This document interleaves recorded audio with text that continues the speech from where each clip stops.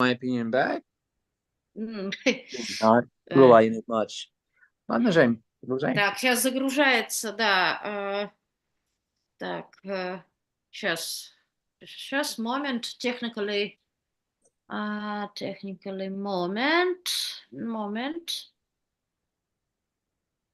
М, So, Carla, what is Michigan? I mean, like politic wise, Ага. is it like Republican more? Is I heard it? It's it's a Кирилл, сейчас вот с минуты на Sorry. минуту сейчас загрузится, и мы будем в эфире, что он почему-то немножко застрял сейчас. Так, что такое? Что мы... Окей, wir Все работает. in... Так, сейчас... Окей, то есть мы в эфире. Мы в эфире. Сейчас, так, что-то я должна тут сделать, я очень не очень понимаю, что... Так.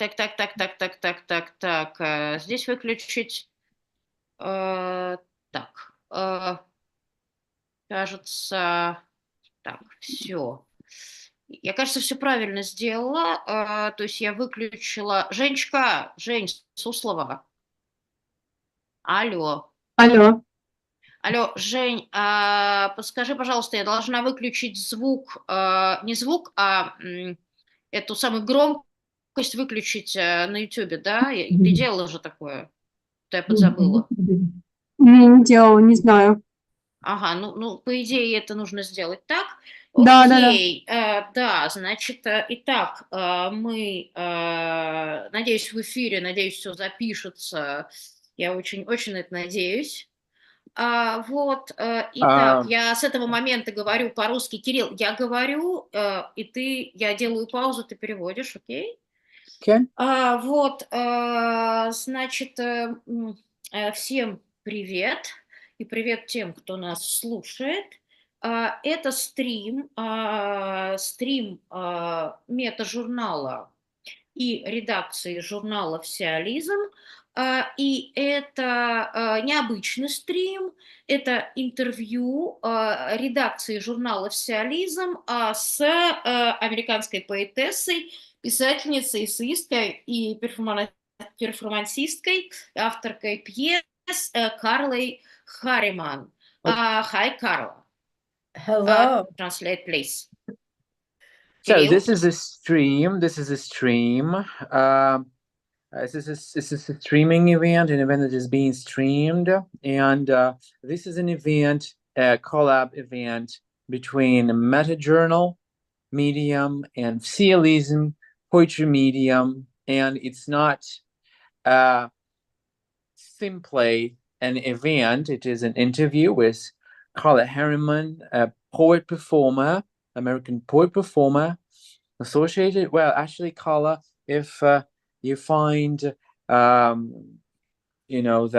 we represent you somehow incorrectly, or maybe you want to add something to how we represent you, you could obviously add to what we say. But poet performer Carla Harriman, often associated with Poetry School and the co-founder of San Francisco Poetry Theater. Ага. Да, я должна сказать по-русски тогда то, что сейчас сказал по-английски Кирилл, да, что Я имя перевел. Карлы Харриман ассоциируется с Language School, и Карла, это я говорю для тех, кто нас слушает, Карла предпочитает говорить о своих опытах как о performance writing, то есть поэтическом письме, предназначенном для драматургического исполнения. И от себя я хочу добавить, что сейчас у молодой поэзии русскоязычной есть огромный интерес ко всему, что имеет отношение к американской поэзии последних 30 лет, ко всему, что имеет отношение к Language School, и поэтому это интервью, это глубоко не случайное событие. Кирилл, please. So currently, the younger generations of Russian poets are extremely influenced by American poetry of the recent 30 years, like most notably probably Language School of Poetry, and thus the event is not accidental. I mean, it's not a random event. This is the event that represents the current interests of earlier generations of Russian-speaking, Russian-writing poets and American poetry in recent И decades. я для Карлы и для тех, кто в первый раз подключается к эфиру метажурнала, хочу сказать пару слов о метажурнале. Это сетевое, исключительно сетевое поэтическое медиа, которое существует в виде телеграм-канала и сайта. На телеграм-канале члены редакции метажурнала, поэты и критики выбирают одно стихотворение и пишут об этом стихотворении все, что они могут про него сказать, все, что они могут про него написать, и это очень интересные разборы, и уже довольно давно, да, если кто-то спрашивает, что можно почитать, да, где можно увидеть современную поэзию, то, в общем, ему говорят, посмотри, есть метажурнал в Телеграме. И это такое особое поэтическое медиа, которое экстерриториальное, да, русскоязычное, хотя там есть и как бы переводы, которые медиа нового типа, я бы сказала, да, которое объединяет разные голоса, разные тенденции и заставляет пристально и свои единицы рассмотрения имеет одно стихотворение. Кирилл. So, Evgenia is presenting the meta-journal medium that basically hosts the event that is now on, which is a fully online poetry medium that consists of a Telegram channel and a site, and the procedure of how it exists consists again in the fact that each member of the diverse editorial board of the magazine would post one poem per day plus a commentary to a poem of their choice. And those poems and those commentaries have been recognized as well, considerably representative of the current state of contemporary Russian-speaking poetry, and it's been, common knowledge that I mean, among the poetry circles, that when you want to have a look at what's going on in poetry, you basically look at MetaJournal, and it also recognizes and presents itself as media. As basically a new media journal, which sort of tries to catch up with the most advanced media and poetry practices.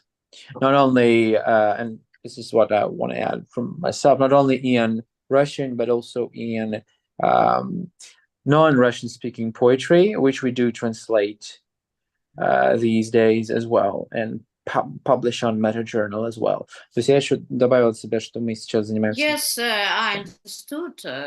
Yes. And this is an hierarchy community in the MetaJournal, and because it's the edition of UTAG. Окей. И я хотела бы, чтобы тоже журнал «Всеолизм» тогда таким образом, получается, у нас как бы в гостях у метажурнала. Вот, и немножко здесь присутствует, да, и будет разговаривать с Карлой редакция журнала «Всеолизм». Это Валерий Горюнов, Сергей Хан и Анастасия Голованова. И я бы хотела попросить коллег немножко рассказать буквально несколько слов тоже о том, что это за издание «Всеолизм», да, и почему, откуда, да, интерес к language school, да, и к поэзии Карлы Харриман.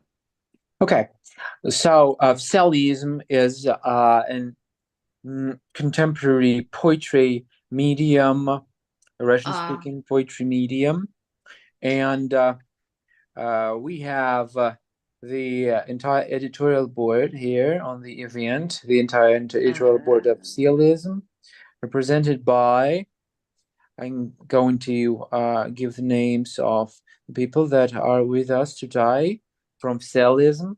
It's Valery Godunov, the editor, Sergey Han, and Nastya Golovanova. So basically, to put it in a nutshell, the concept of Sellism includes interesting, includes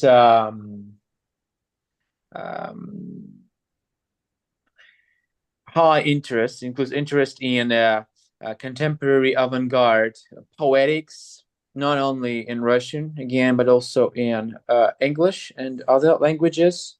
And Sellism, among other things, hosts a panel, hosts panel sessions on contemporary American poetry in translation.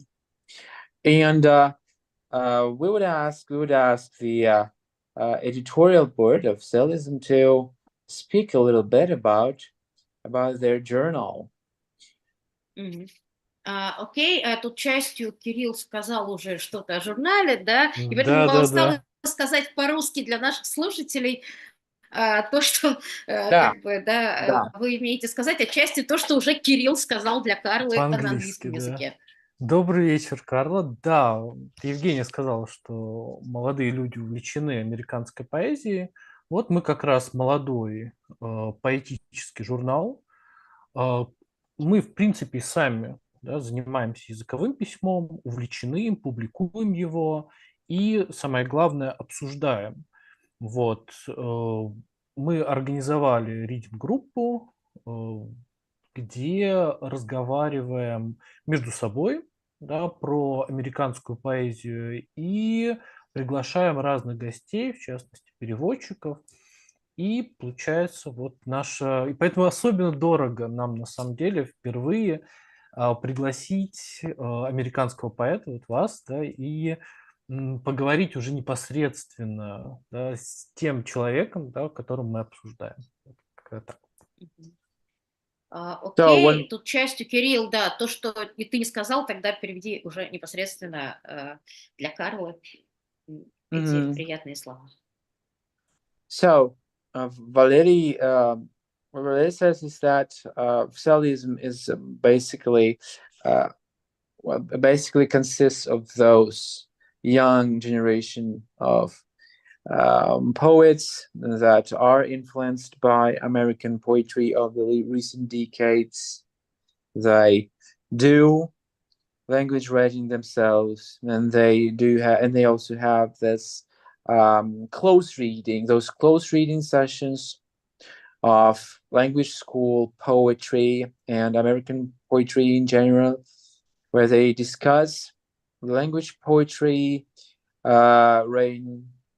invite translators to translate this kind of poetry, and it's absolutely an honor to have you, Carla, here with us. It's an honor to be here for sure. It's so great to see people, to see you. И у нас есть такая традиция на стримах метажурнала, что у нас наши обсуждения предваряются авторским чтением, и я бы хотела, если это не сложно, может ли Карла прочесть свой небольшой текст в начале нашего интервью? Кирилл? So meta-journal sessions meta journal streams have a tradition that we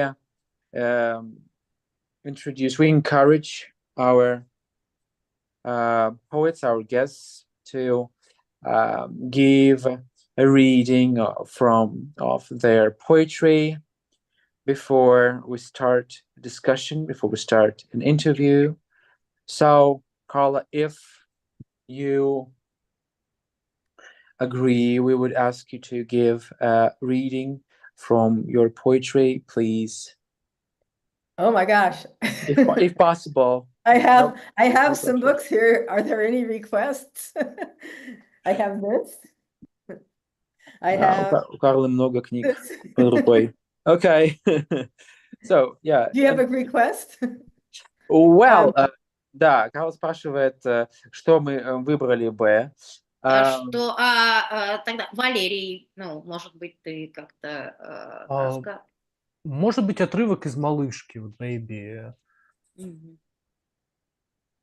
Кирилл, ты знаешь, как это будет, ну, в оригинале? Baby так и Baby. будет. Baby, yeah, it would be baby. So, Okay, great. Один из отрывков любой. Да, ребята, technically, если вы не говорите, выключайте сразу микрофон, чтобы у нас была картинка правильная. I will find baby and read a little bit from baby. sounds great. Might take me a minute to locate where it is. I have to find the table. Oh, yes, sure. Карла, да, сейчас найдет малышку, да, и прочитает оттуда. Okay, where to go? Well, I can't find the table of contents. It's disappeared. Okay, I'll just leaf through the book and eventually. Take your time, take your time. Okay. Okay. Да, в общем. Getting there. It's going to be. No, it's after that. At least it's in chronological order, so I can. Текст в хронологическом порядке, поэтому можно вычислить как бы, порядок их. Да, там что-то с содержанием, потому что я не видел книгу. Вот, Карла говорит, что там нет оглавления. Окей, ну ничего. Okay, I will read. Let's see. Maybe the first piece and then one near the back of the book. So this is an excerpt, but it's excerpted in order. So baby has a little some shifts. Okay, so I'm going to start with now, word, technology. These were words she would learn someday. In the meantime, she was fire in the womb with a skirt, then a shirt, which she pulled up through a small door that people on the other side called a cervical opening. Oh, hallowed name and jittery shirt. She listened to a tiger reading files. She wanted to know what a tiger looks like first, before she wanted to know what anything else looked like. Someone, had that someone known anything about what baby wanted, would have said authoritatively, it's the sound of the parent's voice you anticipate, desire, and suck in all at once through those perfect mitten ears and translucent and batted at things pulled red, then formed into conch spindles, then later shielded by hands from undesirable noise. The tiger opened a file claiming, this is the beginning of a long story, which is everything baby wanted except the shirt she rolled up and over and in and by with for her skirt. The corner of everything was smitten with attentiveness. The difference between a womb and a room lies in such corners of attentiveness or the technology of listening. It's awesome. Thank you. Thank you, Carla. То есть, да, Thank you very much. И мы переходим тогда уже к интервью. И я А тогда прошу предоставляю прощения, слово. Да, Карла да. говорила, что она хочет прочитать несколько отрывков, если я правильно услышала. Один Кирилл, сначала уточни, и пожалуйста, второй да. чуть позже. Oh, we sort of misunderstood. So is it going to be so? Do you want to read more, Carla? Oh, I was just going to read one from the back too, but I don't Oh, have one from to. the back. Oh, okay. Yeah. Sorry, apologize. So Okay, you want to hear Tragedy Reconsidered? please do. Okay. Yeah, Okay, so this is totally from do. near the end of Baby. Tragedy Reconsidered. You've got to throw yourself at the other baby because you've been abandoned and forsaken. The other baby ridicules and ridicules. You are left there, left and thrown down, and the other baby gets under you and licks the wounds that gird the fine figure you cut when you were hiding the truth. You are just a baby. The other baby who has ridiculed and tormented you and who now soothes you with tongue and a special silence abandons you, goes to work mercilessly. You baby of babies stand out among the wild albatross, shining and shining when the sun goes down. Go down, sun. Be with baby under baby. So had to get a little bit of antagonism in there because of the times we're in. Да, ну, то есть, получается, да. Okay. Yeah, I didn't get about the time zone, to be honest. What about the time zone? What I just said? No, I was saying like the times, like the historical present that we're in. I felt like I needed to read something in Baby that had some antagonism, Okay. explicit antagonism. Gotcha. Кирилл, translate, please. Yes. Ну, то есть, да, Карла... I'm going to go get some water. То есть, Карла выбрала такие, да, фрагменты из малышки, которые бы сейчас звучали антагонистично происходящему в мире в наше время. Ну, то есть, да, сделала акцент именно на антагонизме времен, скажем так. Right. Да, и мы начинаем тогда интервью, да, редакции «Всеолизма» с Карлой Харриман. Пожалуйста, да, я не знаю, как вы решили, да, задавать вопросы. Я предоставляю слово нашим гостям редакции журнала «Всеолизм». Пожалуйста. Я бы немножко отошел бы вообще от плана такого и вот задал вопрос про малышку. Мне интересно, очень короткий вопрос. Мне интересно, в произведении упоминается Ницше, и сама малышка как будто построена как ницшеанское произведение. Вообще есть связь между малышкой и Ницше? So Valerie wonders about Baby since the poem mentions Nietzsche. Valerie suggests that the structure of Baby relates somehow to Nietzsche as well. So Carla, how would you comment on the possible correlation between Nietzsche and Baby? Baby is beyond good and evil. Малышка за гранью добра и зла. Fair enough. Спасибо большое. Меня это волновало очень сильно в процессе чтения. Вообще, я подумал, что это вообще очень похоже на малышку как сверхчеловек. Вот, у меня была такая идея. So yeah, Valerie suggests that Baby might be a superhuman.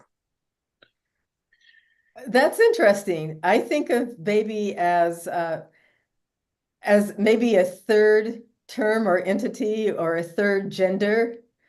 So maybe that's connected in some cyborgian way. Интересно. То есть, да, Карл говорит о том, что она больше видела малышку как некий третий гендер, и что в каком-то как бы смысле, может быть, это связанные вещи. Спасибо большое. А, а вопрос, в принципе, я хотел задать про... м, Читая ваше произведение, мне показалось, что в 80-х годах вы еще не стремитесь к драматургии, да, как таковой, а закладываете ее внутрь предложений, да, внутрь своего языка. И тем самым придавая этим предложениям перформативный смысл. А уже в дальнейшем ваши произведения становятся не- драматургическим, перформативными. И интересно, как связаны в вашем творчестве языковые эксперименты, да, и непосредственно драматургия и перформанс. So very sad that it seems like in the 80s, you were not practicing as a playwright, and you, as if sort of included these performative elements in the very syntax, in the very language of your poetry, and then it seems like you developed a performative drama per se in what you're writing, what you're doing. So it's interesting how the performative actually relates to the language per se, to the language techniques of writing per se. Yes, that it is absolutely the case that the performative relates to the writing techniques per se, as textually, without question. I think that the relationship to performance, that's what we would think of as live performance, goes back really into the 70s. So my first and that had to do with experiments that were quite modest with live performance, that were also often sort of considered through conversations that I had with the language poet Steve Benson, and who's a very performative poet, and interest in improvisation. And then I actually started working on performances. The story, I think, that brings me to the plays is that I started working with people in theater in the context of poetry. And Nick Robinson, who's the brother of Kit Robinson, the language poet Kit Robinson, and Steve Benson and I, at the poetry venue, the Grand Piano, which we named after a whole collective autobiography, I don't know if you're familiar with that work or not. But anyway, I'll just go back and say, so we had this venue in the Haight-Ashbury in San Francisco where we would have poetry readings, and the poetry readings were getting very popular. So it was a cafe and it would get filled out to the street. And we did a performance of Frank O'Hara's Try, Try in that cafe. And it was so jam-packed that I had to perform on a table so people could see me, standing up on a table so that people could see me. And then that we had like a great time doing this, but we shut down the cafe. We couldn't perform there anymore because it got too crowded and it made the owner nervous. So performance destroyed our access to the venue. And and so then Nick Robinson and I and Eileen Corder started to get together and talking about doing theater. And in the meantime, I was writing a performance text called Percentage. And so that was published in 1979. So it was probably written in the late in 1977 or 1978. And it was performed a couple of times before it was published. So there's been a kind of intersection between thinking about performance and making writing where the two things come together. And then I have one other thing to say about that is my biggest impetus for becoming involved in creating a poets theater had to do with wanting to see what one could do with non-narrative poetic language in a performance context, and what kind of interpretive experiences and values would come out of that. So thank you for your question, because I really appreciate the note about the performativity in the prose. That's, it's kind of crucial to what happens.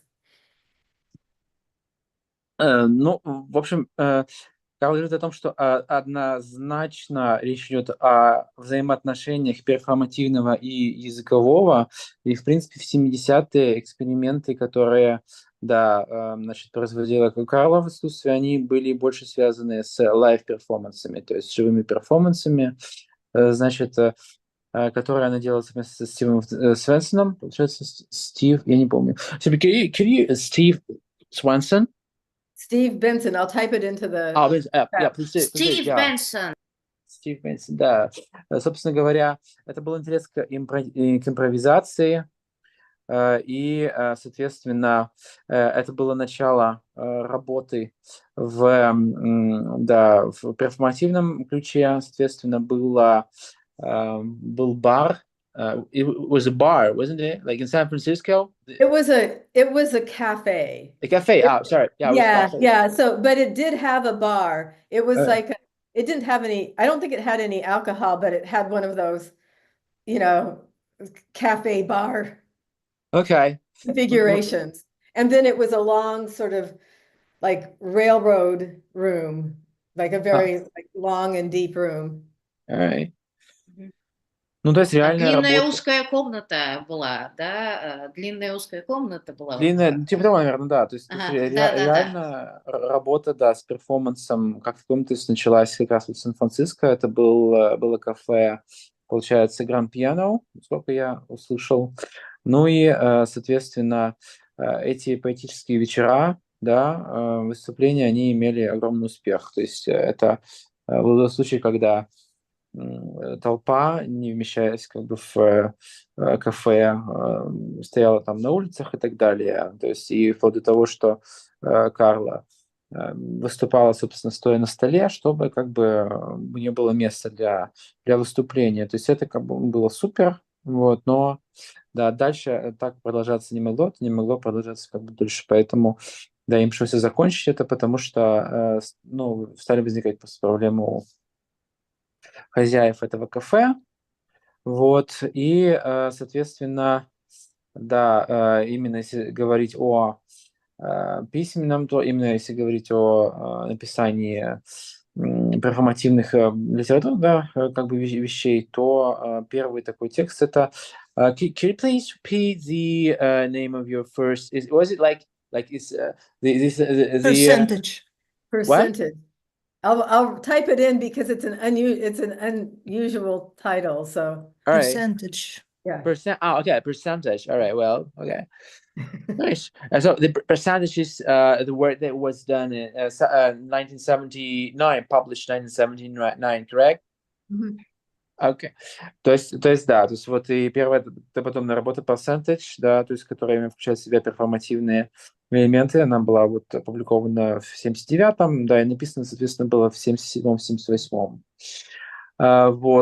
Ну и действительно, эта работа, она в том числе была связана с желанием увидеть, как могут возникать не нарративные поэтические практики, то есть перформанс, он как бы, сдвигал поэтические практики в ненарративное русло, и какие, собственно, как бы, что происходит с нарративом, и что происходит как бы что происходит с нарративом, что происходит с перформансом именно, когда, собственно, возникают вот такие корреляции, то есть между языковым письмом и перформативностью, то есть как это влияет на письмо, да, как оно становится менее нарративным, грубо говоря, и наоборот, то есть как это влияет на перформанс, какие перформативные практики из этого вытекают.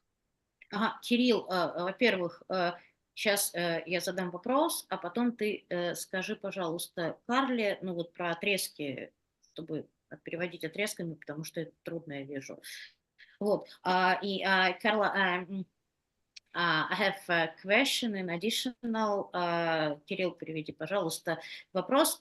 Почему, чем Карла объясняет такой ажиотаж по поводу этих практик? Публика была к этому тогда готова? Как это объяснить? So, Carla, how would you explain the fact that those performances were so popular? Well, so I should have clarified that really the grand piano was a poetry reading venue, but we did some performance in it, and so the reason it was popular, I think, was because there were these sort of exciting conversations and collisions happening between emerging poetry communities. And the grand piano was a site for them. So it was curated entirely or almost entirely by people who became associated with language writing, but it was more eclectic than that. And there was this kind of sort of emerging new spirit of poetry that I think was it was coming out of the post-Vietnam War period, or the end of the Vietnam War and the post-Vietnam War period. And so it's a little, so there were these just different kinds of emergent cultural modes that were grappling with the kind of incoherence of the time to people who were younger. And they were also in dialogue with older writers who had some kind of, I think, interest in conversation that didn't just place them in a kind of generational isolation. So there was a lot of like interesting social dynamics, and with enough tension that made people want to like sort of come and see what was going to happen, or who was going to read, or what it was going to be like. So, yeah. Okay. Okay. Ну, в общем, надо объяснить, что, в принципе, да, я всегда хочу сказать, что да, насчет деления на сегменты, но как бы я не очень люблю прерывать человека, потому что я понимаю, что нить мысли может прерваться. Да, окей, если тебе норм, Кирилл, то окей. Мне норм, нормально, если я окей, что-то да, тогда упускаю, переводи. то да, я надеюсь, Тогда надеюсь, переводи. Настя на подхвате тоже. Значит, если я что-то упускаю. Ну, короче говоря, да, значит, это было, в общем-то, поэтическое пространство. То есть там, да, были перформансы, да, то есть, но это было поэтическое пространство. Это было место, в общем-то, дискуссии. Это было место, где встречались, ну, во-первых, оно в основном мероприятия организовывались и проводились, соответственно, поэтому связанными с Language School, но это было как бы не обязательно. То есть там было более широкое как бы поле, да, как бы участников. И да, то есть это как бы был такой как бы новый дух взаимодействия, да, какого-то, в том числе и межпоколенческого, потому что там были и байты как бы старших поколений, которые, да, были рады идее какой-то изоляции, да, то есть были рады вступать во взаимодействие с более молодыми поколениями поэтов, да, но это был как бы вот дух годов, соответственно, времени Вьетнамской войны, да, то есть это вот война во Вьетнаме, получается, да, это было время войны во Вьетнаме и как бы после него, то есть и новое поколение, оно как бы пыталось совладать вот с этой вот какой-то не да, турбулентностью, да, в общем-то, времени, вот, и да, действительно было такое как бы интересное напряжение, да, то есть, и, конечно, это было место, да, коммуникации и вот встречи, собственно, like minds, то есть поэтов совершенно разных направлений, разных поколений вокруг вот. То есть это как бы была уже разогретая аудитория. Thank you very much. And, Если можно, буквально короткое да, дополнение, Настя, чтобы назвать пару имен, которые упоминала Карла в предыдущей реплике. Она говорила, что ее плотное сотрудничество с Ником Робинсоном было для нее очень важно как раз вот в этом начале ее обращения к перформансу. И почему важно его назвать? Потому что это брат поэта Кита Робинсона, который нам известен как языковой поэт. И одно из стихотворений, которое Карла исполняла в этом кафе, это было «Try-Try» Фрэнка О'Хара. Спасибо. Спасибо большое, Настя. И да, мы продолжаем наше интервью. И теперь второй раунд, второй вопрос. Да, кто будет его задавать? Тоже Валерий или Сергей? Наверное, моя очередь. Видимо, да. Пожалуйста, Да. Сергей. Хай, Карла, в нашей переписке мы немножко попереписывались, когда готовились к интервью. Карла написала, что она в какой-то момент буквально ощутила язык как что-то очень материальное, как что-то, что можно швырнуть через комнату и прилепить к стенке на противоположной. Меня очень интересует, беспокоит это ощущение материальности языка. Изменилась ли она со времен 70-х? Есть ли эта материальность сейчас? Как ее ощутить? Тогда, насколько я понимаю, она была сильно связана с танцем, с перформансом, какими-то такими вещами. Возможно ли сейчас она изменилась в связи с какими-то диджитал-трансформациями? Это первая часть вопроса, наверное. И вторая Вот, часть... извини, пожалуйста. Да, всё. Извините, пожалуйста. Если вы, да, разбили вопрос на две части, то тогда Всё, я, всё. наверное, да, Давай, попрошу, если можно, да, давайте я перейду сначала первую. So, in the correspondence, Carla, you mentioned that you at some point recognized language as something solid, as something that could be basically thrown, like to the other side of the room and get stuck on a wall. So the question is about how you see this state of language have been changing over the time, have changed since the 80s. Maybe these days, this materiality could be recognized as something entirely different, or maybe not. Maybe it's quite the same. So what would you say? I think that that kind of experience that I was describing that's related to practicing, studying movement had to do, definitely has to do with a materiality, but it also has to do with a sense of space and creating space and movement that is determined by something internally that is not related to traditions of poetry per se. So it's in some in-between space, and it has a lot to do with how I listen. So that materiality also has to do with listening, and also how words travel.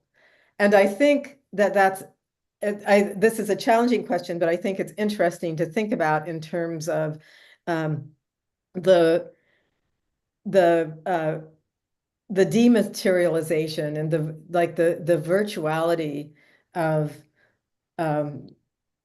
life now, different relationships to screen spaces than existed previously. And I actually, there's another play that you haven't seen, most likely, called Performing Objects Stationed in the Subworld. And it is working with a kind of idea of spatial relations or movements that are connected to the possibilities introduced by technology, by new technology. And at the same time, it is in tension with like physical space, representations of physical space, and bodily conditions and environmental experiences. So that's something that I was thinking about it when did I write that play? I wrote it right at the turn of the millennium, and I wrote it for I was invited to make a play that would be part of a conference at Oxford Brookes University in England. And the theme of the conference was related to liveness and virtuality. So I don't know how far I can take this, but I think I take it to another place in a work like Cloud Cantata, which, the title of the piece, The Cloud, is both the virtual cloud, but it's also the material cloud. It's both of those things. So I think there's always something that's making an exchange for me in that. So, can I ask you to clarify Cloud Cantata? What is it? Is it a title? Cloud Cantata. Yes, it's one of it was a book that was translated for, so it's in this volume. Yeah, and it's one of the texts that, Облачное устройство по-русски. Yeah. All right. Yeah. So this is okay. All right. Thanks. So also, I will ask you to repeat the place in London that hosted the conference that you mentioned, please. Oh, it was in England. It was Oxford Brookes University. I'll write it down. Oh, thanks. Very nice of you. Так, ну что ж. Собственно говоря, этот опыт материальности, он был больше связан, да, с каким-то ощущением места, с ощущением чисто каким-то внутренним, которое не было связано, в общем-то, с традициями письма, а больше скорее было связано с тем, как я слышу, со звуком, да, со звуком, с местом творчества, да, то есть с местом созидания, да, и это имеет отношение к тому, как перемещаются, соответственно, слова, то есть здесь идет речь еще и о движении, то есть мы здесь говорим больше, да, о месте, о звуке, о движении, и да, то есть понятно, что сейчас, да, это можно также приложить к проблемам дематериализации, то есть как мы говорим о материализации, так мы и говорим о дематериализации жизни, да, то есть совсем другое отношение к местам, совсем другое отношение к экрану, да, то есть к поверхности, в принципе, да, то есть когда он говорит screen, я думаю, что, может быть, это поверхность как таковая. Да, я не буду этот вопрос уточнять, но ладно. В общем, экран / поверхность. Собственно, и была еще, да, перформативная пьеса, значит, под названием Carla, could you please also in the chat send the title of the play that you mentioned, which Yeah. thanks. была пьеса, в общем, Карла сейчас, да, пишет ей название, как раз-таки про взаимоотношения вещей, которые, да, связаны с, да, с каким-то пространством, да, цифрового взаимодействия. Да, и это было связано также с опытом именно, да, как бы экологическим. То есть это в том числе и экологическая как бы проблематика в широком смысле, да, проблематика как бы взаимодействия элементов среды как бы в среде.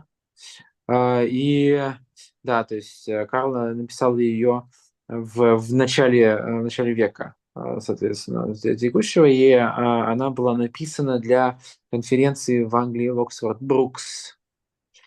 Ну и да, то есть дальше, да, то есть если говорить именно о названии, да, то есть и там, да, если это пьеса также исследует как бы взаимодействие как бы жизни, виртуальности, как бы реальности, твердого и экологического, да, то есть как бы получается гибкого с точки зрения существования, да, environmentального.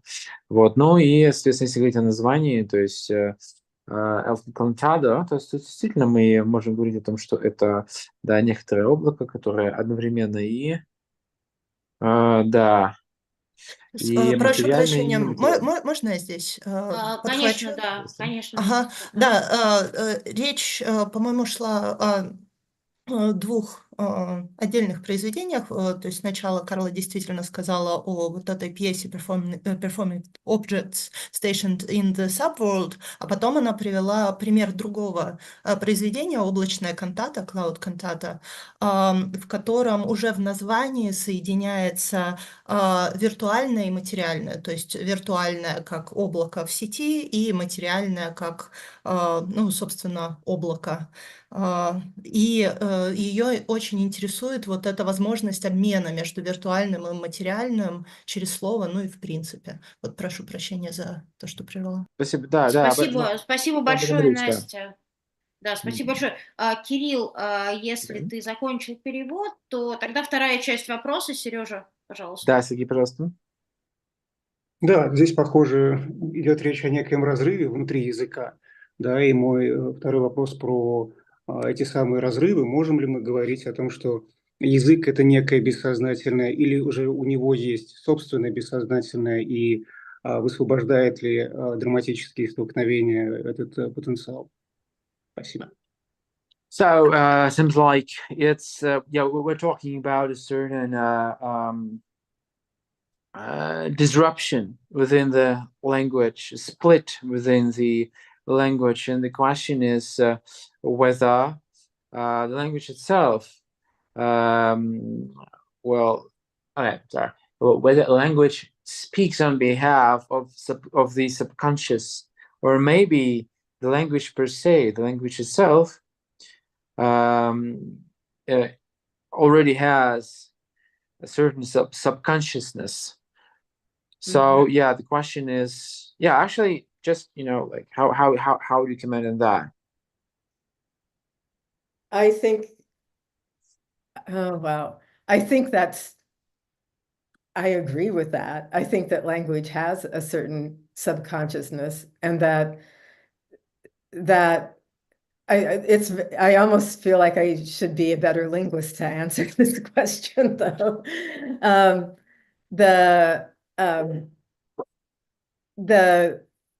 language it slips, its meaning it slips in and out of context determine, and sometimes change, like the value of utterances, and none of that, like just taking those few things together, they're not like containable with some kind of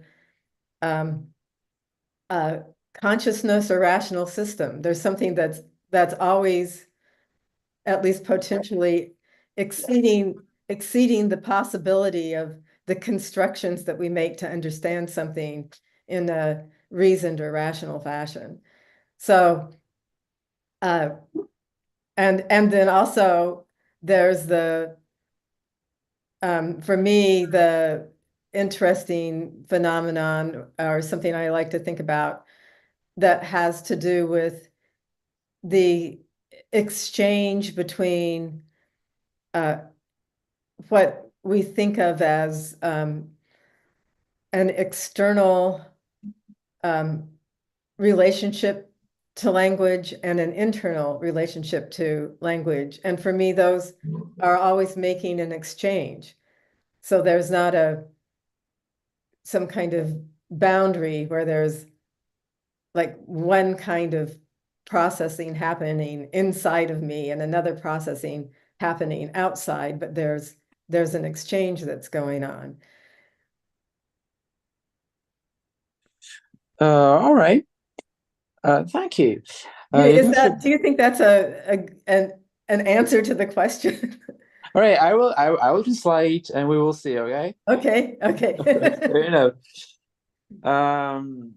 я думаю, что, да, согласен, что, да, Карл говорит, что, да, действительно, у языка, пожалуй, есть бессознательное, но чтобы как бы ответить на этот вопрос, хотелось бы, да, быть, в общем-то, лингвистом, да, в большей степени. Ну и да, язык, конечно, ускользает из контекстов. Да, язык — это то, что ускользает. Язык ускользает из контекстов, собственно, контексты определяют, иногда меняют значение произнесенного, то есть и ничто не... То есть и получается, что сознание и рациональность действительно не может как бы удерживать весь как бы потенциал происходящего, да, то есть в языке, да, и как бы мы, получается, имеем дело да, то есть и как бы интересный феномен заключается в том, что мы, да, действительно имеем дело с двойственностью как бы внутреннего и внешнего языка, внешнего говорения. То есть и для меня как бы интересен что именно как бы обмен, да, то есть между тем языком, который находится, да, во мне, и тем языком, который находится как бы вне меня. У меня ощущение, что я, может, что-то упустил. Настя, как ты думаешь? Как вы думаете? Что-то уловили? У меня ровно те же заметки. Единственное, по поводу отношения внутреннего и внешнего, мне в процессе захотелось уточнить, как бы, что такое внутреннее и внешнее для языка. То есть речь идет непосредственно о субъекте, ну вот, допустим, там мои мысли, мое обращение с языком и язык, там, медиа, еще чего-то, или где вот эта граница internal, external? Так, сейчас мы разберемся. Значит, Сергей, есть какой-то ответ, комментарий? Я думаю, Насколько... вопрос Насти очень кстати. У меня тоже возник вопрос, смысл вообще внутри языка или снаружи языка, где вот это внешнее, внутреннее. Так что, мне кажется, Настя на замечание очень кстати. Мне кажется, что Кирилл надо перевести то, что сказала Настя, да, и это очень интересная реплика. All right. So the question is, yeah, there's an additional question about where maybe the boundary between internal and external language. I don't know where the boundary is. Да, Карлой говорит, что да. Она не знает, где находится граница. In other words, there's constructions. There's we make agreements about certain about representation. Like somebody asked me a question about description, which I thought was challenging and interesting. But anyway, just we make representations, we make categories, we make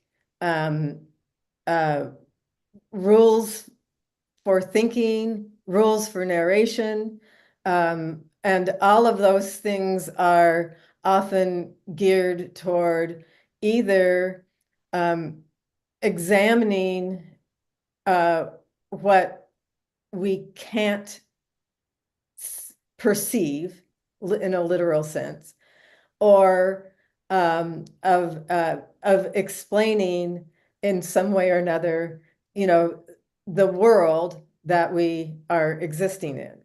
And so so all of this, I mean, I think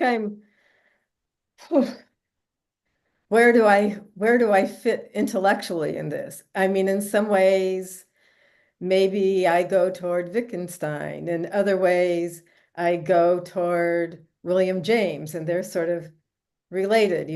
I don't know if you're familiar with the American philosopher William James, but he thinks of the term stream of consciousness is something that arises.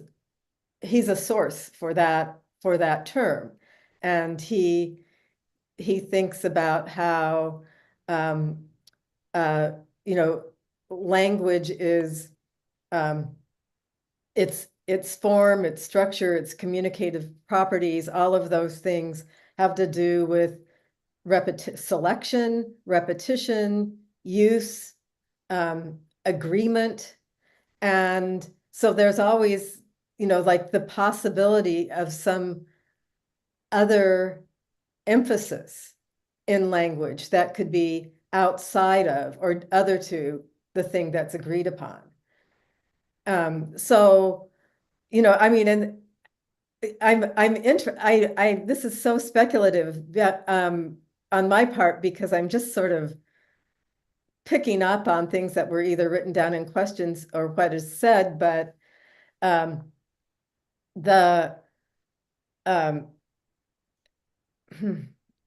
better stop there. I'm going to get lost in my thought. Okay. Ну, то есть, да, другими словами, да, есть, да, ну, во-первых, да, Карл сказала, что она не знает, где находится граница, это, о которой идет речь. Вот. Но другими словами, есть схемы какие-то, есть какие-то договоренности, да, то есть что мы да, выражаем в каких категориях, в каких словах и так далее. Вот. Ну и, соответственно, мы да, то есть пытаемся объяснить вещи, мы пытаемся говорить о вещах, да, которых мы не видим. То есть мы пытаемся разобраться в вещах, которые мы не наблюдаем, да, и, соответственно, здесь я, да, ссылаюсь, в принципе, на Wittgensteina и на Уильяма Джеймса, вот, и, да, то есть она говорит о Уильяме Джеймсе как об авторе, да, собственно, термина «поток сознания», да, и она говорит о том, что вот, там речь идет о структуре языка, которая, да, то есть предполагает, соответственно, что язык формируем повторениями, формируем, да, то есть он связан с отбором, связан с тем, как он используется, связан с тем, как язык повторяется, то есть это все его формирует, то есть и связан в том числе и с какой-то конвенциональностью, да, его употребления. Ну и, да, соответственно, все это выглядит довольно абстрактно, звучит довольно абстрактно, потому что мы действительно говорим о вещах, которых мы не можем наблюдать, и мы исследуем вещи, которых мы не наблюдаем. То есть при этом мы пытаемся ответить с помощью них, да, на какие-то то есть вопросы, то есть мы пытаемся себя осознать в реальном существующем мире, да, через это. Вот, и всегда есть какой-то нюанс, всегда есть какой-то аспект языка, который выбивается из оговоренного, да, какого-то формата того, как мы используем язык, конечно. Спасибо. И третий вопрос, третий раунд. Да, всего у нас будет 3-4 раунда, как мы договаривались. Все зависит от того, насколько мы устали. Вот третий раунд. Кто будет задавать вопрос? Валерий, Настя, Сергей. Давай, Настя, задай свой вопрос, потом уже... Да, Настя, пожалуйста. Hello, Carla. Really glad to see you. Так, мой вопрос. Как вы думаете, язык все-таки обнажает дистанцию между людьми или помогает ее преодолевать? И небольшое уточнение к этому вопросу, как эта дистанция в языке проявляется, когда мы говорим о гендере, о мужском и женском, ну и, возможно, каких-то других вариантах, потому что по отношению к малышке уже прозвучало third gender, третий гендер, да, вот об этом бы хотелось поговорить и послушать. So the question is whether language rather establishes or removes the distance between people, and also among other things, how it relates to gender, the distance between the genders or among the genders, and especially taking into account what you said about baby, that it might be a third gender. The first part of the question is, I have to write it down. Yeah, so the question is about Gender. the distance. It's about the distance, about whether languages rather establishes or removes the distance between people. And it's the first part of the question, and the second part of the question is about how language establishes or removes distance between genders, among the genders. Okay. I have a few things to say about gender, and in terms of, ideas that language can either, well, to me, it can either create distance or remove distance, that it's elastic, that it can do either. And I think that maybe there are different realms in which this can be thought. So like in a sociological realm that would have, or a realm that had to do with everyday life, there are, like just in terms of utilitarian communication, there are modes of communicating that, like might create a closeness or an intimacy or a sense of connection that can only happen if words are thoughtfully used and maybe even experimented with, not formulaic. And then, there are all sorts of ways in which language creates distance, whether that's a felicitous and wanted distance or an alienated distance, all of those, I think all of those things. But when one, I guess looks at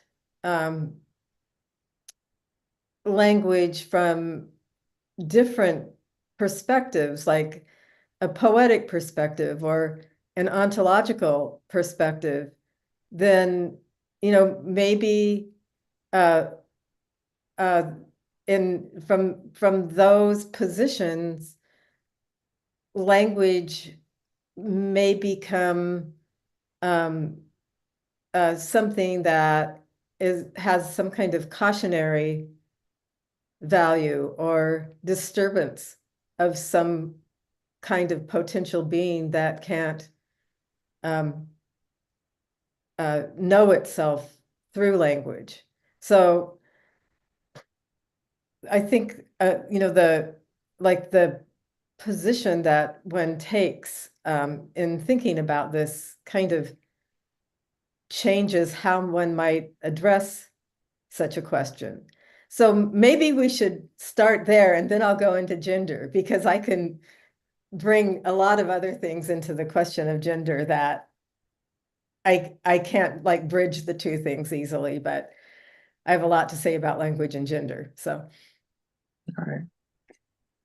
Ну, то есть язык, в принципе, может как убирать дистанцию, так и устанавливать ее. То есть есть большое количество как бы контекстов, в которых мы можем говорить об использовании языка. То есть с точки зрения утилитарной, да, есть варианты, да, как бы Ну, то есть там работает как бы один механизм, но с точки зрения, да, то есть установления какого-то контакта, какого-то взаимопонимания, то есть мы можем говорить о том, что, да, то есть есть режимы как бы говорения, которые предполагают своего рода как бы отстранение, да, то есть и эксперимент некоторый, да, то есть с языком, то есть слова как бы начинают требовать как бы к себе индивидуального какого-то отношения, то есть это как бы то, что действительно дистанцию снимает, да, как бы, которая как бы установлена была какой-то более коммуникацией, да, конвенциональной. Ну и, собственно говоря, мы можем посмотреть, да, то есть на вопрос дистанции, на вопрос, да, собственно, сближения дистанции с точки зрения, да, как бы онтологической, да, там, с точки зрения того, что, в принципе, язык, да, как бы может существовать как нечто, да, как бы такое, а, да, как нечто, скажем так, как некое такое как бы раздражение, да, то есть как некое такое как бы раздражение, как бы такое трение, да, то есть между субъектом и реальностью, да, если как бы субъект, который как бы пытается себя как-то осмыслить, да, и как-то пытается себя осознать. То есть это как бы язык, который, да, в общем-то, одновременно и сокращает как бы дистанцию как бы с миром и не дает как бы не забыть этой дистанции. То есть, ну и в общем-то это первая часть вопроса. То есть, что касается гендера, то здесь много, конечно, есть что сказать. Но я вот не знаю, как бы, что сейчас. Потому что, да, как бы вопрос про гендер уже был задан, то как бы не знаю, что мы с этой темой делаем. Это уже как бы не перевод. Это я уже сразу знаю.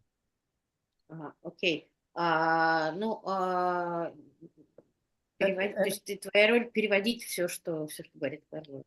В общем, я перевел, да, Да, но thank you. Карла сказала, да. Тогда, есть ли additional questions в этом раунде, in this round? Если Do- нет, то Okay. если нет, то мы как бы постепенно завершаем уже, да, потому что уже очень много мы говорим времени. И есть у нас опция вопросов наших гостей. Вот я хочу спросить у поэтессы Евгении Сусловой, да, как бы, которая совершенно не случайно здесь присутствует. Есть ли у нее какие-то вопросы к Карле? Да, есть у нас возможность им задать 1-2 вопроса Карле. Жень. Спасибо большое. У меня есть много вопросов, но я задам один. Пожалуйста. Вы писали о том, что каждая фраза – это противоречие. И противоречие – это движущая сила речи. В каждой пьесе есть перформативное измерение, но самым первым, как мне кажется, перформативным измерением является измерение когнитивное. То есть первая драма происходит на когнитивной сцене. И где эта когнитивная сцена? Она не дана заранее, она возникает тогда, когда возникают отношения между фигурами. И каждая фигура тоже представляет собой некоторое отношение и схождение разного рода парадоксов в одну точку языкового, логического, психоаналитического, медиального.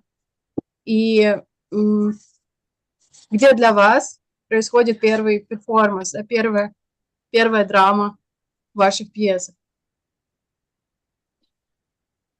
Женя, Евгения, значит... Я могу помочь, если что. Ну, может быть, я не знаю, имеет смысл, Женя, ты же можешь Нет, по-английски сказать? Ну, пускай Кирилл скажет, если что, это... Я просто хочу Женя переспросить. Значит, отношения между фигурами. Дальше ты уточняешь, собственно, да, так, сейчас когнитивная, да, получается, когнитивная сцена, она не дана заранее. Да. Она Это как отношения между фигурами. Дальше ты уточняешь, какого рода эти отношения. Можешь, Да, пожалуйста? что они возникают в фокусе. Это всегда Ага. парадокс. Языковой парадокс, логический, психоаналитический, медиальный парадокс. Медиальный, языковой, Логический, да, психоаналитический. психоаналитический. Мгм. И здесь как будто бы речь сама себя деконструирует. Или производит анализ, психоанализ. Ага. Мгм. Так. Ага. Ну и, собственно, это как я думаю, и у меня вопрос, где вот эта первая драма, где вот эта первая как бы сцена, на которой происходит перформанс? Да, где зарождается первая драма? Понятно. Мгм. Пьеса. Да. Окей, окей, да, окей. Все, начинаем. So Carla, you wrote that each phrase contains a contradiction. So the question is about Where did I write that? what? Excuse me? I said, where did I write that? Евгения, There's где a lot это? of In writing. the interview, I don't know. Oh, okay, Yeah. okay. But in which context? Okay. So yeah, and each place contains a performative dimension, and this performative dimension implies a cognitive scene. A cognitive scene is something that is not present beforehand. This is something that appears in the relationship between the figures, and the figures, in the meantime, appear in a focus of paradox, and the paradox is a language paradox, a logical paradox, psychoanalytical paradox. So in a way, there is a certain deconstruction that takes place in this within this cognitive scene, in this interrelation among the figures, and the question is where the initial drama appears. If we take into account these layers of action, where is the initial drama that takes place? Okay, I think I can absorb and take into your question based on a question that was asked in writing, so I think it's close to that. And but I'm not sure I can answer the question directly, but only indirectly. And so my answer was related to sometimes I begin with a question of something. And the example that I gave was the question of memory, and that became memory play, and this is just a little aside, I won't go into it, but that question started when I decided to do a performance on the theme of blue, in which I combined something non-narrative that I had written with Alexei Parshikov's Blue Vitriol, which is part of his long poem. So that's a sort of background aside. Memory play is very different, but the whole question started coming to me. And so for me, I have to contextualize this in something more or less substantial for me. So I contextualize it in terms of traditions of dramatic literature, and especially what American literature sort of makes of dramatic form. And one of the things that really annoyed me persistently about realist American drama was the kind of fable or allegory of the American psychology, of the American trauma that narrated and codified to the people who we were in a way that I felt was very static and suspect and ideological. And that trauma, and so I'm glad we're sort of in the psychoanalytic mode a little bit, because that trauma is being captured in a narrative that can't play out in what one might think of as a more expansive psychoanalytic sense. And so memory play is a kind of game that I'm playing with the concept of memory and the different functions of memory that don't return us to a narrative of that trauma. It doesn't mean that it doesn't touch on trauma, but it doesn't refer back to that. It keeps something open, and there's like a spirit of possibility in it. And so I guess that's one way of responding to these questions. And then another thing I was thinking about is how sometimes I don't have a question, I have a gesture. And where does the gesture come from? Well, it might come from something that I'm responding to or reacting to, or it might come from that thing we're calling the subconscious, and I go, what's that about? What's that doing? And so then again, there is this sort of psychoanalytic dimension like involved in that question. And so the other example I used, which is also in various devices, which is there is nothing better than a theory, that there's this kind of utterance, hurry, build this house. Well, that's a kind of speech act, and it's very gestural. What does it mean? And then I thought, well, what would it mean to build this linguistic house? And the house that gets built is constantly being undone by contradictions, by language games, by attention drawn to something that isn't initially focalized.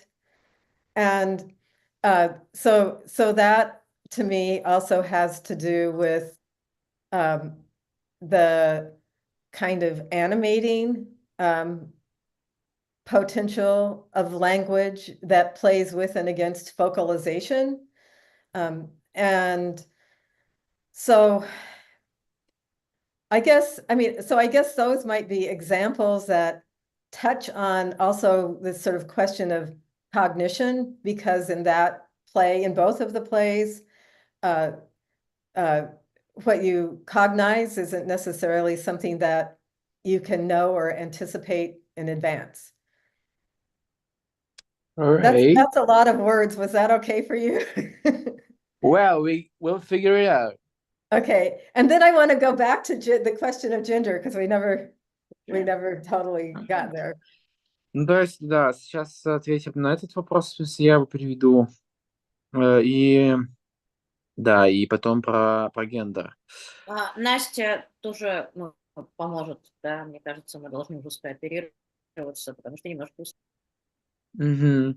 Ну, да, то есть Карл говорит о том, что, в принципе, ответить прямо на этот вопрос она не сможет, это как бы, ну, она не уверена, что она сможет ответить. Вот, соответственно, только косвенно. То есть и косвенно как бы ответ такой, что, ага, так, как бы, да, что иногда я как бы я начинаю с вопроса, то есть и, соответственно, как бы она говорит о пьесе памяти, да, то есть и это как бы то, что касается, да, непосредственно вот текста, текст, да, когда вот написала текст Blue, который связан с текстом Пашикова Blue Vitrio, то есть она пыталась, да, как бы работать с ненарративным полем, вот, но как бы в любом случае даже для как бы ненарративного поля как бы требуется какой-то, да, какой-то, да, то есть каркас драматический.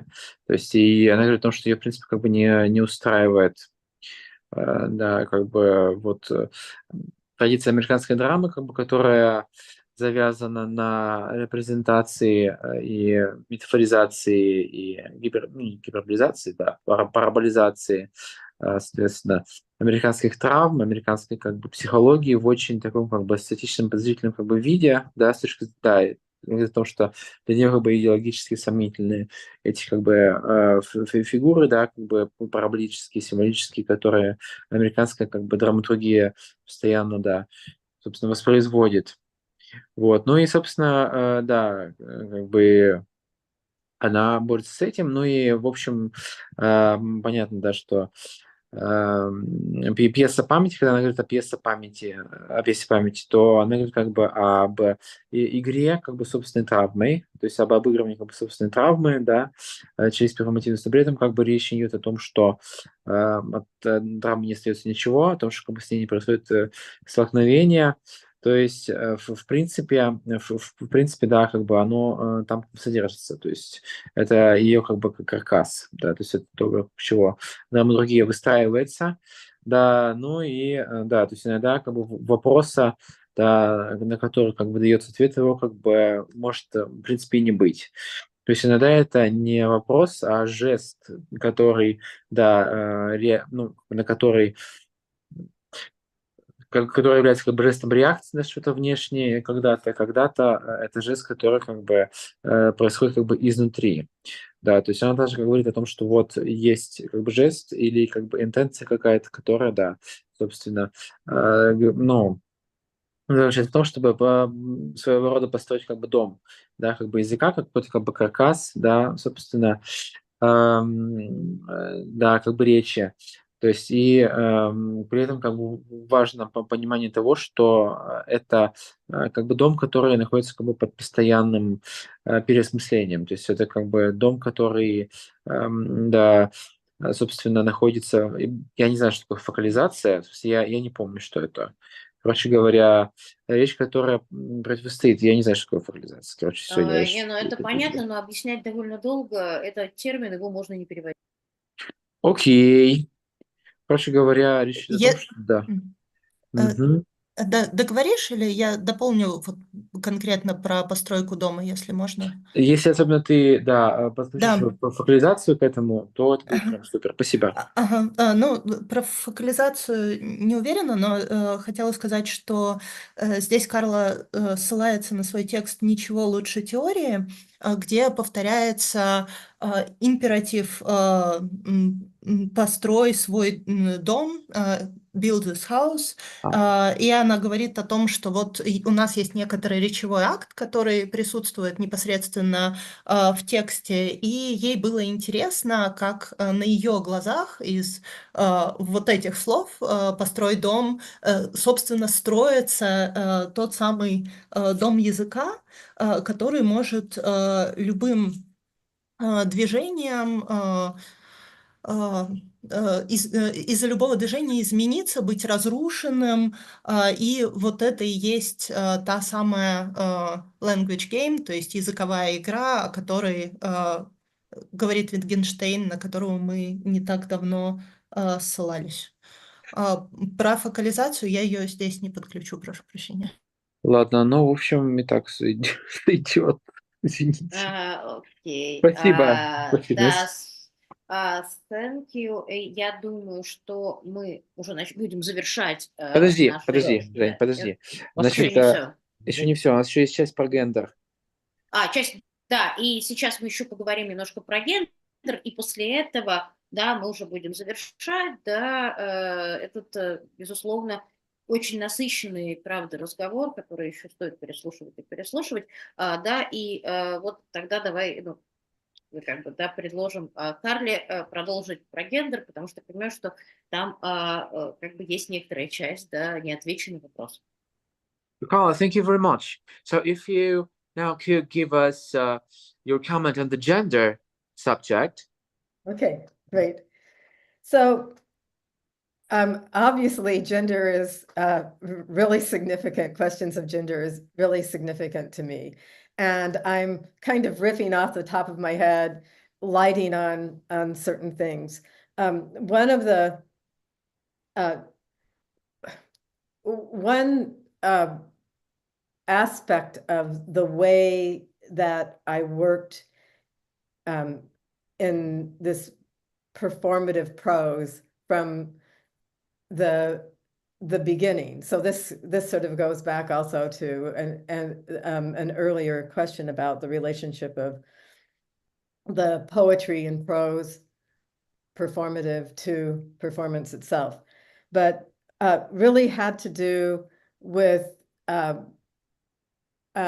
experiencing a kind of law of behavior that required a certain way of being a poet and a way of writing poetry, that what one wrote had to be justified in terms of certain traditions, like lyric traditions, for instance, or narrative poetry traditions, to name a couple. And I found that the way out of what to me was a kind of dilemma of being deeply engaged with poetic language and the kind of gendered social problem of poetry for me was to reject the lyric line. So I just wouldn't write in lines. And so I made this kind of in-between thing, but it was prose. It wasn't really, sometimes you can call a lot of what I do prose poetry, but often it exceeds the common sense of what that is. And so there was a kind of gender rebellion from the very beginning in terms of what I was doing with writing. And that caused me to question genre and genres and the divisions and categories of genres and the way that they are stabilized and the way that they're commodified and what that has to do with also the way that the writer or the poet is scripted into modes of reception. And all of those things were things that I was thinking about and responding to with critique and skepticism. So it begins with gender, but then it also gets into another set of critical but related issues. And there are there's, of course, in the United States and elsewhere, there are a lot of stories about what gets followed and picked up based on fashion, politics, publishing ideology, all of that stuff. So that's, part of the literary world that, you know, I from a very young age was really thinking about. And I think that is also like how, you know, my writing from the very beginning gets situated within an emergent avant-garde, because all of that is subject to radical critique and the possibility of undoing and opening up something that is less able to be captured by what wants to capture it. So now another, and please tell me if I'm speaking too much, because you have to translate. It all depends on, I mean, it's like, you know, like you're not speaking too much, right? I just don't want you to lose the thread of your own Okay. thinking. I know how easy it is to, you know, lose your thought if you get interrupted. So I would Okay. hate to interrupt you, Carla. So Okay. please go on.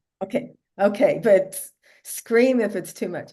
So I'm just going to like shift to a couple other moments.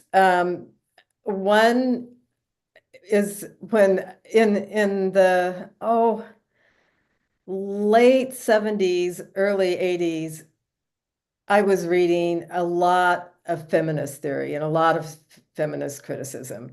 And I was obviously looking for languages that would help me think about what I was doing. And one of the writers that I was interested in, who in some ways seems incredibly dated and in other ways seems prescient, is this author Shulamith Firestone, whom you may not have heard of. She was like a radical, I'm not sure I remember the name of the spelling. Shulamith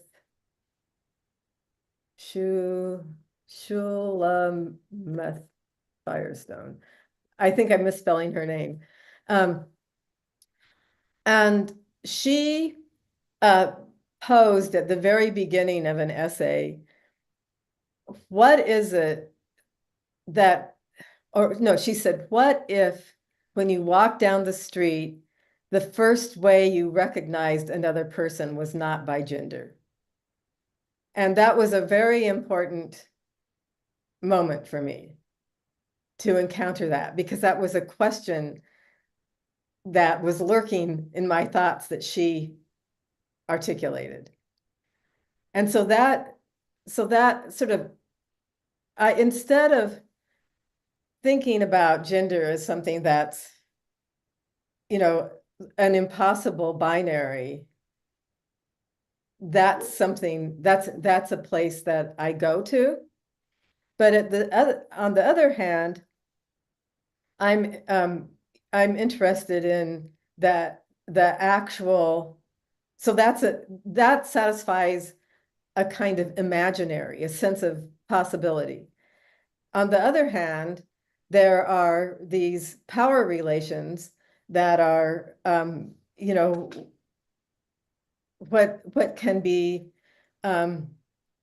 brought to bear on the brutal forms of power that we are all subjected to, that has to do with what we might call patriarchy. We might call it many other things.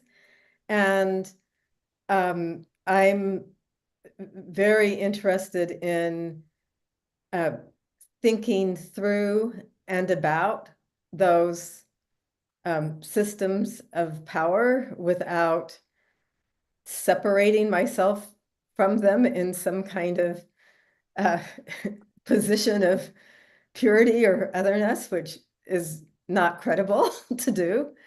And so that also gives me a kind of position of a gendered position in relationship to thinking about power dynamics.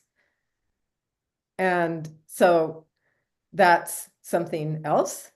And then the way that language comes into all of this has to do with not only wanting to mess with the grammar, the syntax, the utterances, the hegemonies of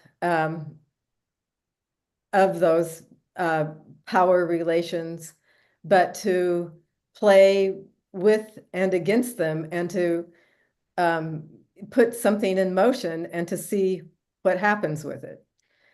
So those are a few thoughts. I think, I proposed to myself different kinds of games at different times. So language games, games related to signifying come into this. And so for me, baby can get mapped onto these kind of language games.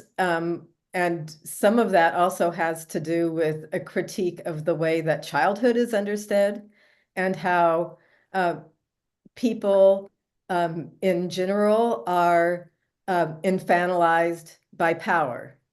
And so baby speaks back to that. So those are a few things. I could go on a long time. I could talk about Julia Kristeva, or but this is a lot. Yeah. Right. Okay. So let's roll. Гендер — это для меня существенный вопрос. Собственно говоря, и когда, да, собственно, я занималась, у меня как бы было противоречие, то есть она говорит о противоречии между тем, что, да, есть, с одной стороны, интерес к language поэзии, которая как бы герметична, а с другой стороны, да, то есть она говорит о том, что было вот это ощущение, да, как бы социальной несправедливости, да, социальной как бы повестки, которая, да, грубо говоря, которая, да, вот, так, блин, короче, Давай я попробую. да, попробуй. Ну, Ага. да, давайте немножко подхватывать друг да, друга уже в естественно. конце, да, чтобы это как-то перепрягаться, да. Да, естественно. Ага. Карла говорит о том, что она испытывала некоторый закон, вытекающий из традиции поэтической. С одной стороны, это была лирическая традиция, с другой стороны, традиция нарративной поэзии, ну и можно их довольно долго перечислять. И эти традиции тем или иным образом формировали вот этот поэтический субъект. И для Карлы как раз был вопрос, как совместить нахождение в литературном поле и выстраивание собственного поэтического субъекта с какими-либо традициями. И это привело прежде всего к отрицанию привычной лирической традиции, отходу от нее и переходу к вот этому письму между прозой и поэзией, да, в том числе и к перформативному письму. То есть ее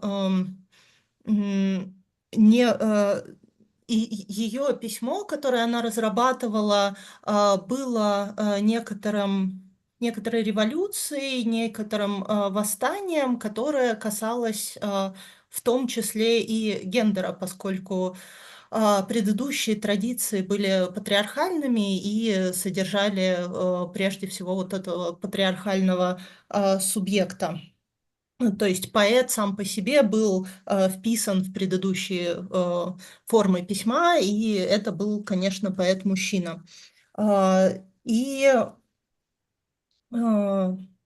Так, одну секунду. Там, да, там еще Да. был речь о том, что в 70-е, в конце 70-х, начале 80-х, да, то есть Карла много вдохновлялась именно вот, ну, как бы читала феминистские, да, теории, да, и, в общем, она, да, говорит о феминистке, получается, да, ее зовут А, Шелама Шаламид, Ферстоун, да, Шаламид Файрстон. да, и она говорит об очень важной фразе, да, в эссе вот, этого автора, авторки, получается, да, собственно, и она говорит о том, что если, да, то есть, когда, да, мы встречаем человека, что если гендер будет не первым, о чем мы подумали, не первым, как бы, как мы его, да, не первым, что мы в нем заметили в человеке. Да, и для нее эта фраза как бы имеет большое значение, этот подход имеет большое значение. Вот, и она говорит о том, что она, да, смотрит на вопросы именно по политике, да, она смотрит на как бы по политику как бы силы, на политику как бы, да, принуждения, вот, с точки зрения того, чтобы, да, себя не исключать полностью. То есть это как бы гендерно окрашенный, скажем так, да, подход, вот, который как бы не исключает тебя из систем, как бы, да, из системы соотношения как бы сил, вот, и, да, как бы дает, как бы при этом как бы позицию, да, то есть какую-то определенную. То есть это как бы не то, что позволяет, да, то есть как бы говорить полностью как бы отстраненно о динамике как бы сил, вот, но это то, что все равно тебе как бы дает определенную какую-то как бы позицию, да, то есть ты с одной стороны, да, А, то есть, да, это получается, в принципе, одна сторона. То есть, как бы ты как бы не, ты являешься как бы гендерно окрашенным, да, то есть ты не находишься как бы над схваткой, но ты как бы смотришь, да, более-менее как бы объемно на проблемы патриархата, то есть и на проблемы как бы других предзаданных каких-то систем. Вот, в общем, как смотришь на это как бы трезво. Да, и Я речь могу идет. подхватить здесь? Да, да, там идет про грамматику, про язык, то есть, который не является игрой, а является, да, чем-то другим. А, Насколько я поняла, как раз по отношению к вот этим системам патриархата, у языка какая-то своя определенная позиция, и он дает возможность подумать о каких-то моделях, которые, может быть, в повседневной жизни нам вообще и не могут быть знакомы, то есть язык уводит нас из какой-то, может быть, бинарности, и это наступает, и в этот момент становятся возможны языковые игры, то есть, с одной стороны, мы можем играть с грамматикой, синтаксисом и чем-то еще, и при этом идти против них и наблюдать за экспериментом. То есть это то, о чем Карла уже говорила, что языковые игры дают ощущение некого духа свободы, некоторых новых, открывающихся непосредственно в конкретном тексте возможностей, и в «Бэйби», в «Малышке» это и реализовано. Помимо прочего, в «Малышке» Карла производит критику детства, инфантилизации детей, которая идет, опять же, с позиции силы, с позиции власти. Ее задача была показать детство с какой-то другой стороны, добавить вот этой привычной инфантилизированной картинки объема. Спасибо большое, да, и, насколько я понимаю, мы перевели всю реплику Карлы, да, огромное спасибо Насте, да, за ее замечательные дополнения, вот, и, друзья, мы провели совершенно, it was very impressive, Carlos, thank you very much, да, мы провели замечательно, мне кажется, и замечательно содержательно и насыщенно это время. И Я хочу поблагодарить, да, Кирилл, вот это вот все ты, конечно, сейчас переведешь. А я хочу поблагодарить редакцию журнала «Всеолизм» за то, что, в общем, придуман этот разговор, за то, что Карла с нами в этом стриме. Огромное вам спасибо за ваши потрясающие вопросы. Я хочу поблагодарить наших самоотверженных переводчиков Кирилла, в первую очередь, и Настю, которая просто очень-очень-очень помогла. И я хочу поблагодарить наших зрителей и отдельно Женю Суслову и Карла. I'm very, very impressive. Thank you very much.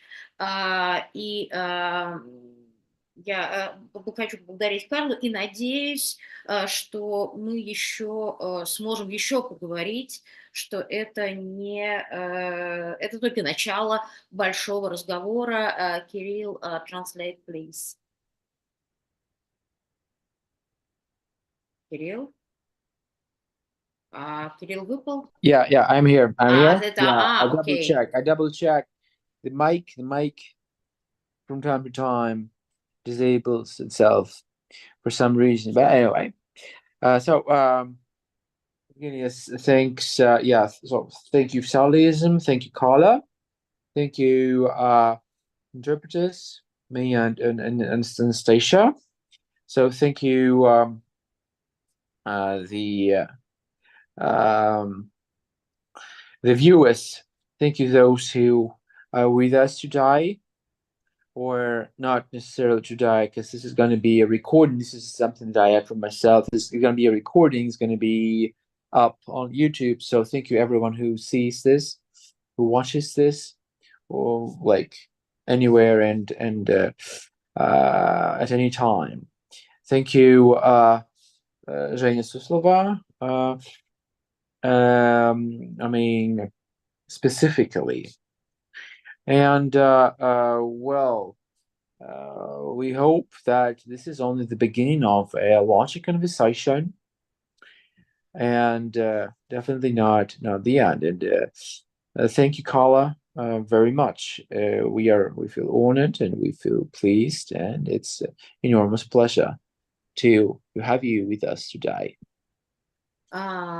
Yes, if Carla want to say anything in the finish of our meeting, please, Carla. Oh, okay. Well, I want to thank you. It is so great to speak with you in this realm that we're in. It's just incredible. And one of my hopes is, and maybe some people can facilitate this, is if I can see some of these magazines, because then, I mean, I don't know if there's like anything, like if there's some way to access some of your work, even if it's in Russian, I might be able to get some help and orientation to learning something about what you're doing. And that would be incredible and wonderful to do. So like any kind of access to your publications or to your work would be just incredibly welcome. And then I agree that this is a conversation that could like just become like more there's more to do with this conversation than what we did, and it was really, really remarkable. And I just really appreciate the questions and the engagement, and I loved listening to you in Russian, even though I only could hear a few words. So, thanks. Ну, Карла говорит о том, что да, такое особенное время, да, невероятно цена подобная встреча, и она выражает надежду на то, что действительно мы, на то, что мы как-то можем показать ей вот, соответственно, журналы, о которых мы здесь говорили, да, то есть, хотя понятно, что это написано на русском, мне вообще нравится слушать русский язык, да, то есть понятно, что она понимает какие-то отдельные слова, да, то есть, ну, да, интересно ей смотрите на наши работы, что мы делаем, что мы пишем, да, и так далее, да, на русском, да. То есть все-таки, да, какой-то, может быть, есть способ, вариант, да, того, как мы могли бы ей, ну, показать, да, собственно, то, чем мы занимаемся. Да, можно думать. Ну и да, то есть однозначно это, да, конечно, да, значит, можно гораздо больше, да, то есть в этом контексте сделать, то есть и да, то есть в каком смысле, да, то есть понятно, что это может иметь, да, продолжение, да, отношения разговора, да, то есть продолжение гораздо больше нужно, так сказать. Carla, let's thinking about this together. Thank you very much of all. And we finished. And до новых встреч. И, дорогие наши слушатели, те, кто смотрели наш стрим, следите за нашими объявлениями. To be in touch. Okay, Bye. great. Stay safe. Спасибо I'll be большое. thinking of Thank you, you too, Carl. Okay, thank you. Okay, bye. Take care, bye.